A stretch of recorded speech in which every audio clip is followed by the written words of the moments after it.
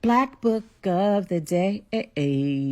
What up, book people? So I went back and forth about whether or not to include the story in these Black Book in Under a Minute Recs because it is only co-written by a Black author. But I decided the story is too important not to share. It's The Personal Librarian by Victoria Christopher Murray and Marie Benedict. It's a historical fiction based on the true story of Belle da Costa Greene. Now, Belle was a personal librarian for J.P. Morgan back in the early 1900s. This was a big deal, not only because she was a woman, but y'all, she was passing. She was living her life as a white woman, but was born to two Black parents. Pause. Shout out to the Black excellence of her pops, Richard Greener. He was the first Black graduate of Harvard. So I wasn't going to read this because I'm not a fan of Black stories being told by non-Black people. But I saw a headline that she had two identities, so it took two authors to tell her story. So that made sense to me. She was living as both a Black woman and a white woman. The story follows her across the world buying rare books for J.P. Morgan while in constant fear of being outed. Sis couldn't even have kids because she was afraid the shade of the child would tell on her. This book had me wanting to know more about her life. Like, sis, how did you dupe the wealthiest and most powerful man in the world? I have so many questions. You will truly enjoy this fascinating fictional account of her life and enjoy reading it. You're welcome.